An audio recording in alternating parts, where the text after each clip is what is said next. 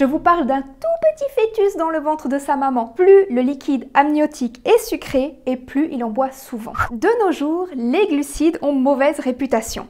On dit que le sucre c'est mauvais pour la santé, que ça fait grossir et que ça n'apporte rien d'intéressant à l'organisme. Nous allons voir ensemble si vous devez considérer les sucres comme des ennemis ou comme de précieux alliés pour votre santé. Vous êtes prêts? Alors c'est parti!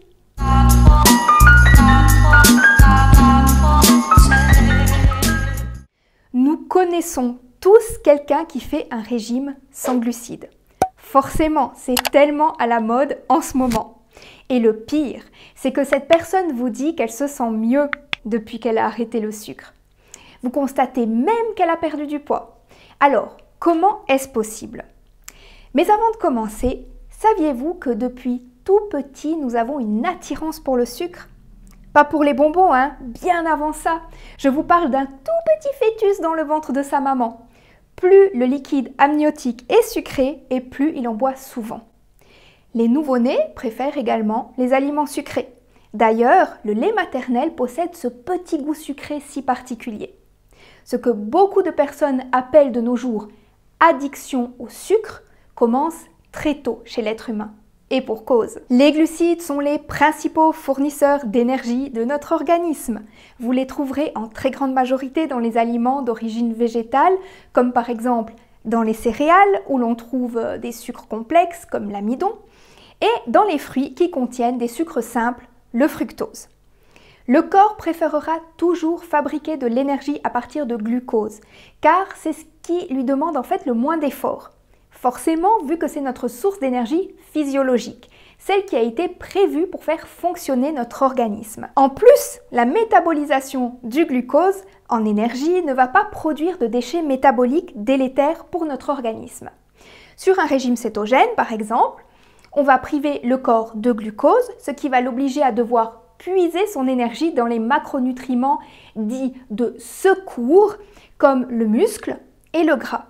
Je dis que ce sont des macronutriments de secours car le but premier du muscle et du gras, c'est pas forcément de fournir de l'énergie. Les muscles ne sont pas censés être dégradés pour produire de l'énergie et nous ne sommes pas censés stocker beaucoup de gras pour s'en servir plus tard, comme par exemple les marmottes qui hibernent en hiver. Ce qui implique que lorsque notre organisme va dégrader des protéines ou du gras pour produire de l'énergie, il va également produire des déchets métaboliques qui seront toxiques pour notre organisme. Bref, vous l'aurez compris, ce n'est pas un processus sain pour notre corps. Lorsque vous mangez des glucides comme les fruits, les légumes, les céréales et les légumineuses, vous n'allez pas seulement avoir de l'énergie. Vous allez également bénéficier d'un très grand nombre de micronutriments comme les vitamines, les minéraux, les phytonutriments, des antioxydants, des fibres, etc., etc. Des micronutriments qui ne sont pas présents dans les produits animaux. Si notre corps appelle au sucre, ce n'est pas seulement pour l'énergie, c'est aussi parce qu'il sait que lorsque vous mangerez des aliments sucrés, comme les fruits par exemple, il pourra bénéficier également de tous les micronutriments dont il a besoin. Mais alors, comment se fait-il qu'on perde du poids sur un régime basé sur une éviction des glucides? Vous aurez peut-être remarqué que la perte de poids est spectaculaire, surtout les premiers jours du régime. Cela s'explique tout simplement par une grosse perte en eau. Et oui, malheureusement ce n'est pas une fonte graisseuse, mais tout simplement une perte hydrique. Le processus est simple. Lorsque nous mangeons des glucides, nous faisons des réserves d'énergie dans notre foie et dans nos muscles sous forme de glycogène. Pour stocker 1 g de glycogène, notre corps a besoin de 3 g d'eau. Le calcul est vite fait. Considérant qu'un individu en bonne santé stocke environ 350 g de glycogène dans son corps, on arrive déjà à 1,5 kg qui vont s'envoler comme par magie en un rien de temps. Parce qu'en fait, ces réserves de glycogène, on les perd très vite. Il faut aussi compter la fonte musculaire qui apparaît très vite à la suite. Vu que le muscle est plus lourd que le gras, voilà encore quelques kilos qui vont s'envoler comme par magie en début de régime. Mais vous remarquerez que jusqu'ici, on n'a toujours pas perdu de gras. Pourtant, dans un régime, c'est bien la perte de masse grasse qui est visée, on est d'accord. Deuxième chose, Un régime cétogène sera efficace sur la perte de poids uniquement s'il est hypocalorique. En s'affamant, le corps va être obligé de déstocker le gras, vu que c'est son carburant de secours. C'est un procédé très violent pour l'organisme, car il est en mode famine, en mode survie. Ça va engendrer énormément de stress interne qui va acidifier l'organisme. Déjà que les aliments que vous mangerez seront très acidifiants, je parle bien entendu des produits animaux, vous en rajoutez une couche avec le stress. D'ailleurs, en début de régime, vous allez ressentir des symptômes grippaux, comme par exemple des étourdissements, de la fatigue, des insomnies, votre cerveau qui tourne au ralenti, parce que votre organisme est complètement bouleversé et doit s'adapter à ce que vous lui faites subir.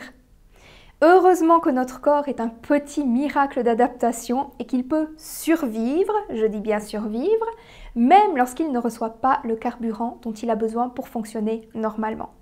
Par contre, vous n'échapperez malheureusement pas à la constipation, due au manque de fibres, et à la mauvaise haleine, due à la putréfaction des produits animaux dans votre tube digestif, et bien sûr les petits pets odorants qui vont avec. Excuse me. Et le regain d'énergie alors? Ce petit coup de peps que ressentent les pratiquants de ce régime? Eh bien en fait ce n'est que l'énergie du désespoir de notre corps. Cette énergie nous est insufflée pour nous permettre de rechercher urgemment des glucides pour notre survie. C'est la même énergie que ressentent les personnes qui font un jeûne.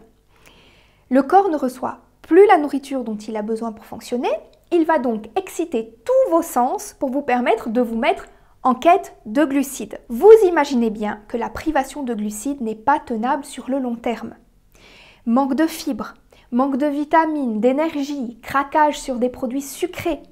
Ce que certains appellent la rage du sucre, envie soudaine et incontrôlable de glucose.